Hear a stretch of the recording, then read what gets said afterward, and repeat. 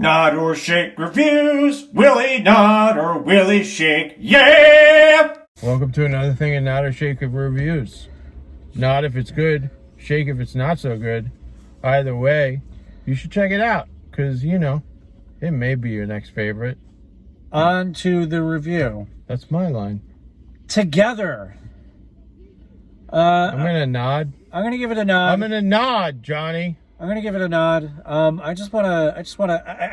So I'm gonna give like the big thing that I'm like, Give it. I think they oversold the movie with their promos.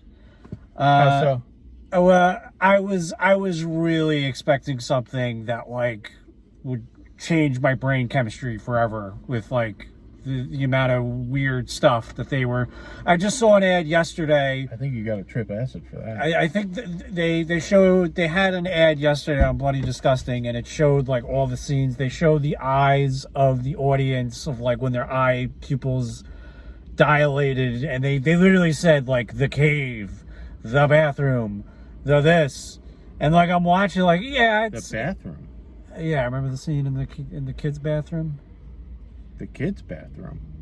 Did you not watch the movie? What are you talking about? The kids' bathroom? The kids' bathroom in the movie, bro. They didn't have kids. In the kids' bathroom, in the little boy's bathroom. Oh! Jesus Christ. You mean the dick? Like, I'm trying to like not be subtle, but apparently you watched the movie with your eyes closed. No, all you gotta say is the penis. The ad showed the pupils dilated, and then they showed James's closed, apparently. Why do I close mine like this, bro? But yeah, all you had to say was stretchy penis. Oh, it's not as bad. Like I didn't think it was like oh. I honestly think you want to know what I think real What? quick. I'm gonna interject because As usual. it's perfect. Alison Brie was really good in this. I thought she was really good. Yeah. And I think that's one of the things that like saved it for me. Yeah. Was she was highly entertaining to watch. Yeah. Interjection over, you can continue. Okay. So I think if you go in like lower your expectations, if like you're a horror freak and you've seen a lot of horror. Just don't read Bloody Disgusting. I don't know why people read Bloody Disgusting. Well, it's not even that. You know, it's they heavily geared the promo to a lot of the stuff. Yeah, they did the Paranormal Activity bit.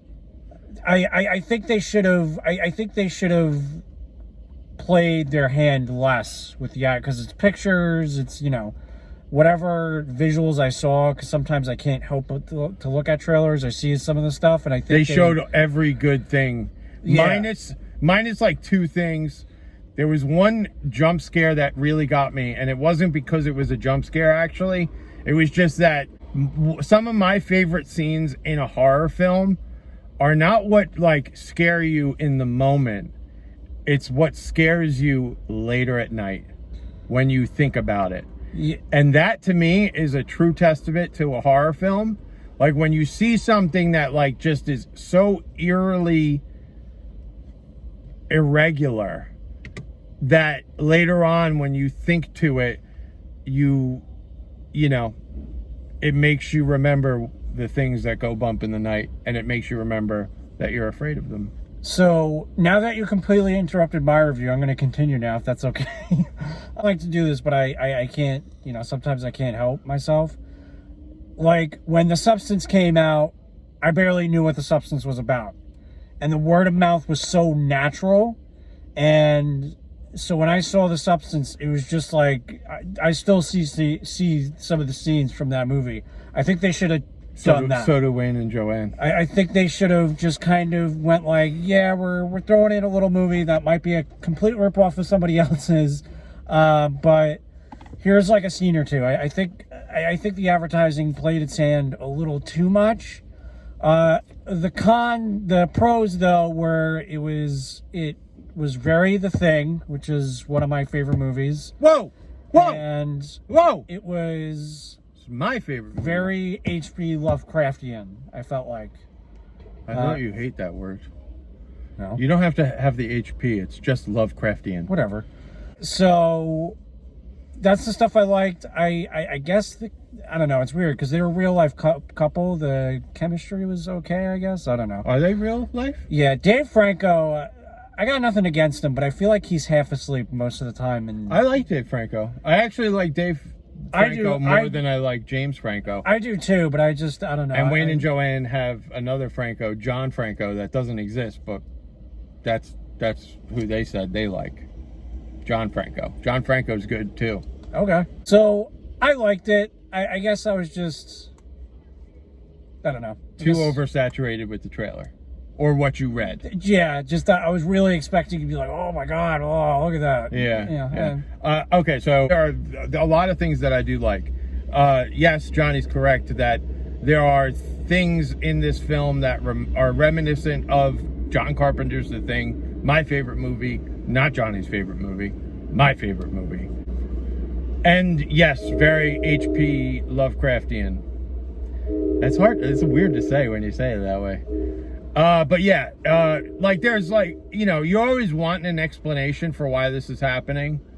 And sometimes when a movie isn't fulfilling enough, when it doesn't have an explanation as to why it's happening, like something that you could actually wrap your head around, it feels empty.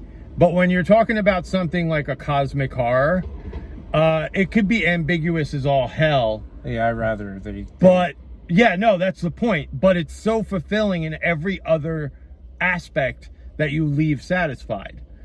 One of the things that I gotta give a lot of credit for, the CGI at the end, when they finally come together, human skin, bones, like the human form is not an easy thing to pull off.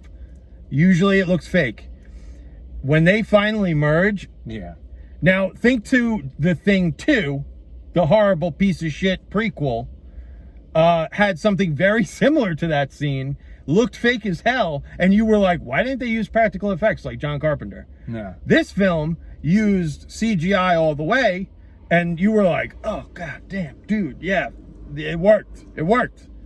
The one con that I have is you merge together into this like I guess like a better being, a supreme being, something that was supposed to be all along.